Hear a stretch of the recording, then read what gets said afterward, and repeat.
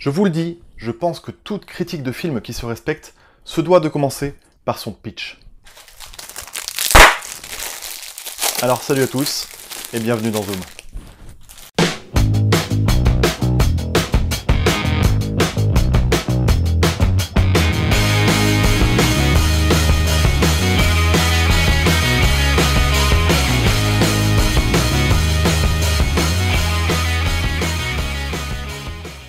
Aujourd'hui dans Zoom, nous allons parler du film Les Indestructibles 2, film réalisé par Brad Bird, que vous devez probablement connaître. C'est un réalisateur américain principalement connu pour son film Le Géant de Fer, qui est considéré par beaucoup comme un chef-d'œuvre et je trouve que c'est à juste titre. Mais il ne s'est pas arrêté là puisqu'il a réalisé également l'excellent Ratatouille, le très bon 4e épisode de Mission Impossible, et également À la poursuite de demain, qui n'est pas son œuvre la plus marquante, peut-être un petit peu trop Disney, et bien évidemment le premier volet, Les Indestructibles. Les Indestructibles, c'était il y a déjà 14 ans. Et oui, 14 ans déjà, mais ce qui est cool avec ce film, c'est qu'il reprend justement les aventures de cette famille au moment où on les a laissés suite au premier épisode. C'est vraiment la suite, et on a l'impression en fait que c'était hier un petit peu qu'on a vu Les Indestructibles. Donc c'est assez cool. Allez, je vais pas tourner autour du pot, Les Indestructibles 2, c'est un excellent film. Comme d'habitude, je commence par attribuer une note globale, histoire que vous ayez mon ressenti, puis après on va rentrer dans les arguments, et pour Les Indestructibles 2, ce sera un 15 sur 20. Alors j'ai eu la chance de voir ce film en avant-première avec des camarades youtubeurs qui sont la Wiz Critique. Je vous propose donc de vous partager notre avis à chaud directement à la sortie de la salle, et puis on se retrouve juste après. A tout de suite. On attaque ? Ouais. Allez. Je réfléchis à comment je vous introduis. C'est bizarre cette vidéo. Tu mets des petits chuchoteries là. J'ai craché, je sais pas sur qui, mais j'ai craché. Ah, c'était ça le petit goût oui, sympathique. Il n'y a pas un téton qui dépasse, c'est bon. Salut à tous, on se retrouve, on sort juste de l'avant-première, on est allé voir Indestructible 2, je vous présente la Wiz Critique. Salut. Qui sont des collègues de youtubeurs, je vous invite à aller voir votre chaîne, j'ai mis le descriptif dans le lien de la vidéo. Quelle est votre impression comme ça à chaud en sortant de la salle ? Bah, c'est un bon divertissement, pas meilleur que le premier, mais au même niveau. Bon, ils sont un peu à égalité les deux. Ouais. C'est un petit peu l'équivalence, mais le 2 a une meilleure qualité graphique et ouais, on sent qu'il y a 14 ans. Une meilleure qualité en général. Ouais. On sent qu'il y a 14 ans qui sont passés entre temps. Oui, voilà. En tout cas, ce qu'on peut dire, je pense, sans problème, c'est que ceux qui ont aimé le premier film aimeront le 2. Ouais, largement. Je pense qu'on est d'accord là-dessus. Quand tu Très penses bien, au parfait. film, quelle scène te vient à l'esprit ? Le film m'a pas marqué, non mais vraiment le film m'a pas marqué dans le sens où il y a des scènes qui m'ont que j'ai trouvé époustouflantes. À la fin du long métrage, tu vois, je me suis dit j'ai aimé le moment de divertissement. Ouais. Mais c'est pas un film qui va me marquer, qui va rester dans ma mémoire indéfiniment, c'est pas une œuvre majeure pour moi. Mais en même temps, le premier l'était pas forcément, je sais que c'est... Ouais, c'est ça en fait. Ouais. Pour beaucoup, il représente un super film de super-héros, une référence presque. Pour moi, c'était un bon film, mais je le retiens pas comme un film que je citerai automatiquement, tu vois, en tant que référence. C'est très particulier comme film de super-héros parce qu'il n'y a pas d'explication de ce qui a donné ses pouvoirs en fait. Aussi, ouais. On sait pas d'où viennent ses pouvoirs. C'est comme ça, il y a des super-héros. Par contre, on sait que, ce qui est bien, c'est que chaque pouvoir s'accorde à la personnalité des personnages. Le père qui représente la virilité, qui est Monsieur Indestructible, la mère qui est écartelée entre toutes ses responsabilités, qui est flexible. voilà, le fils hyperactif. Voilà, Forcément, il a une énergie, on retrouve ça dans le 2, et c'est hyper exploité aussi pour le bébé. C'est le point fort quoi, du film en fait. Ah ouais, c'est le point fort. Après, je trouve que c'est un petit peu une solution de facilité aussi là pour le coup de jouer sur le bébé, parce que c'est un humour qui forcément fonctionne et va toucher le spectateur. Je trouve qu'ils en jouent beaucoup, peut-être un petit peu trop. Oui, Parce que c'est vraiment le personnage important qui est là pour faire rire et pour toucher le spectateur. Hormis le bébé, il n'y a pas vraiment d'enjeu dramatique de scène qui soit poignante ou qui émeuble le spectateur, je trouve. Il y a une scène qui dure un peu longtemps qui fait très Looney Tunes, qui justement on voit qu'elle est longue et qu'elle est là vraiment pour faire rire justement le jeune spectateur. Et on est là pour exploiter le bébé à fond quoi. Mais ouais, pour cette scène je me suis presque dit ça ressemble à un petit court-métrage qu'ils auraient fait à côté des Indestructibles. Parfois ils font des petits courts-métrages comme ça là. Et c'est là que tu vois sur quoi ils ont voulu s'axer quoi, pour celui-là. Ouais. Ouais, sur un humour bien particulier, mais je trouve qu'il est plutôt réussi. Et après, à côté de ça, c'était bien, mais il manque peut-être un peu d'émotion qu'on avait un peu plus dans le premier.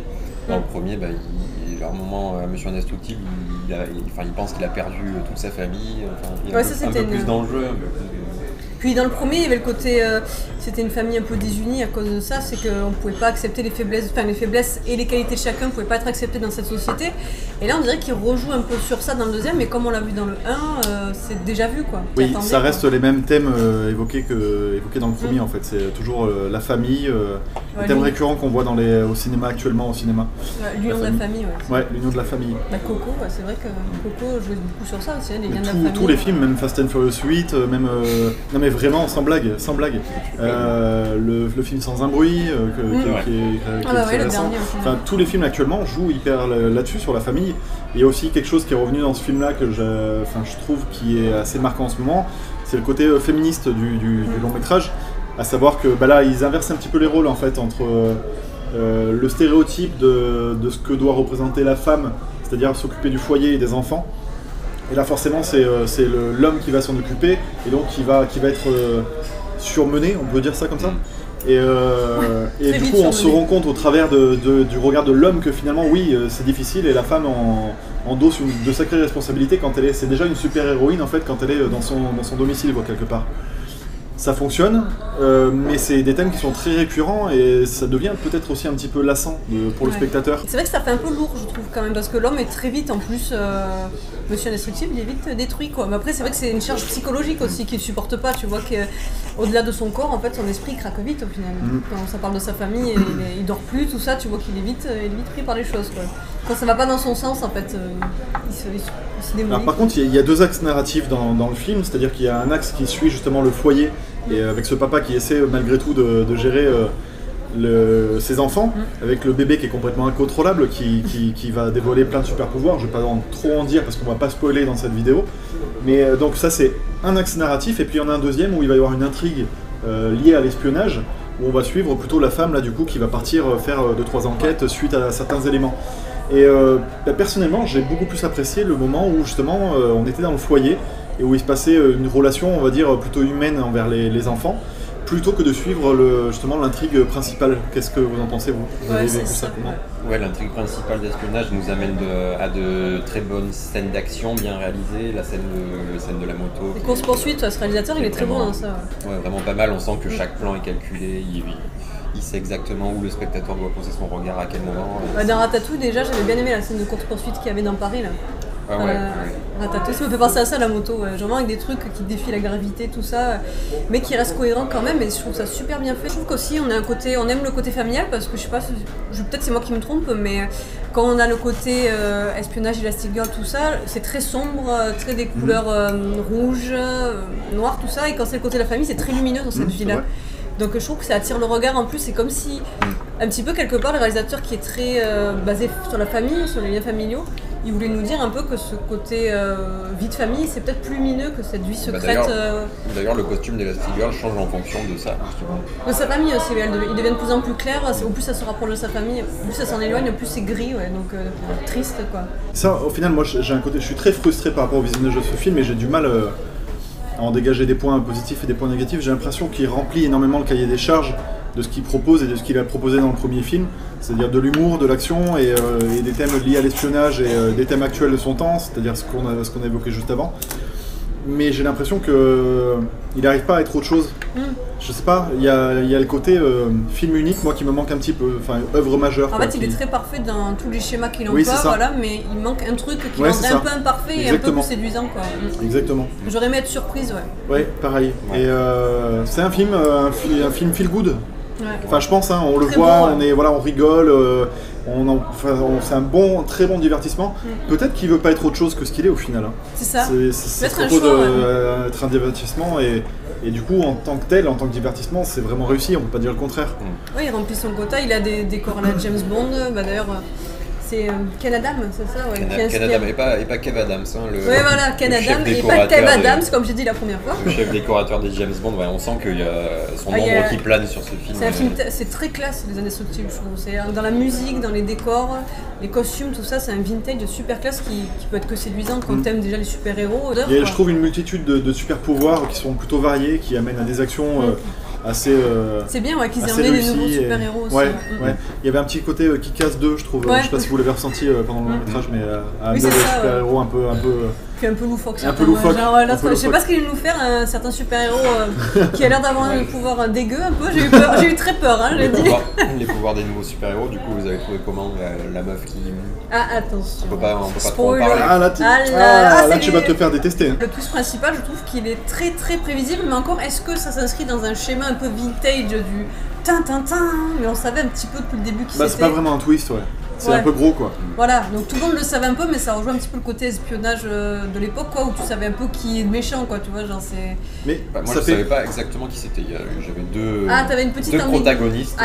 Mais ça fait très... Enfin, je trouve que c'est très fidèle au film d'espionnage, au final, cette espèce de méchant Puis en plus, le tin-tin-tin... qu'on voit un petit peu venir, mais ils ont plutôt bien exploité les personnages, surtout le gamin, peut-être un peu trop le gamin qui prend beaucoup de place, le bébé.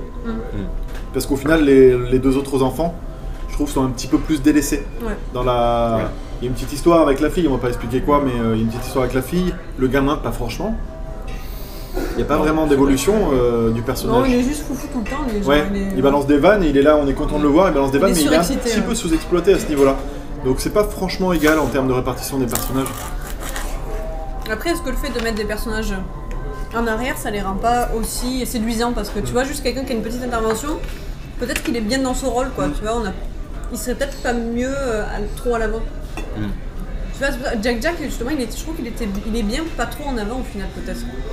Jack, c'est bien de pouvoir faire des conneries de temps en temps, tu vois, mais là, on a l'impression peut-être qu'ils l'ont trop mis en avant. Alors, c'est bizarre. C'est vraiment le comic relief. Parce que c'est un gros point fort, mais voilà, quand il y a des scènes qui durent trop longtemps avec lui, on sent qu'ils veulent trop jouer sur ça. Disons, quand tu t'y es bien attaché suite au premier film, justement, parce qu'ils ont vraiment creusé le développement des personnages dans le premier, là ça fait un petit peu bizarre de ne pas voir d'évolution et de le voir stagner à juste balancer des vannes, quoi, je trouve. Non mais voilà, est-ce que vraiment c'est utile qu'on en dise davantage sur ce film, à part encourager justement les gens à aller le voir et se faire leur propre opinion. Et alors, ça va être un exercice difficile que je vais vous demander, mais si vous deviez attribuer une note du coup au film, ce serait laquelle? Moi je dirais 14,5. Si tu devais attribuer une note à ta pizza, ce serait combien? Bah là elle est froide, tu vois, voilà. Parce que du coup t'as pas compris. Cette métaphore de la pizza, voilà, quand la pizza elle refroidit. Oui mais non, mais normalement, le film est meilleur quand ça refroidit. Parce que t'as le temps d'y réfléchir. Sauf que la pizza ça marche pas. T'as pas répondu pour combien tu mets à ta flamencuche? Flamencuche, déjà rien que pour le nom, je vais lui enlever un point. Ceux qui finit par cuche, je lui mettrai 12. 12, très bien. Et pour le film du coup? 14,5. 14,5. Je ne t'avais pas écouté la première fois. Au moins la deuxième, c'est bon. Gros bâtard. Et toi du coup Fabien? C'est pareil, 15.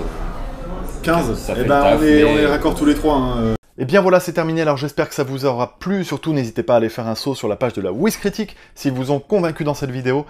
N'hésitez pas à laisser un commentaire, un petit pouce bleu, à vous abonner si on ne se connaît pas, soyons fous. D'accord ou pas d'accord, au final l'important c'est qu'on parle tous de notre passion qui nous unit, qui nous anime, le cinéma. Allez, je crois qu'il est temps que je vous laisse, je vous dis à très vite. Ciao ciao.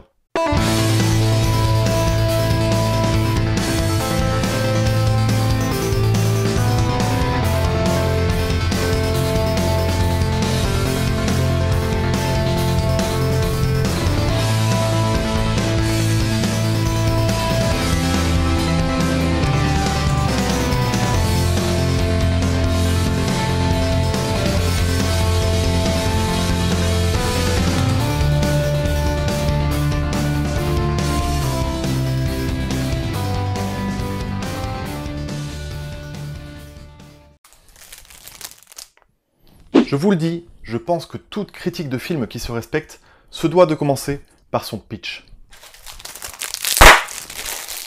Alors salut à tous, et bienvenue dans Zoom.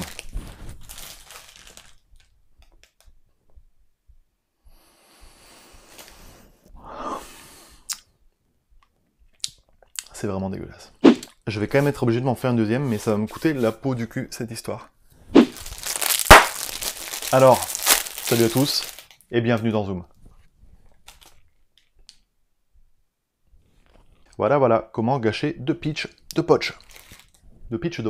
En même temps, c'est de la merde.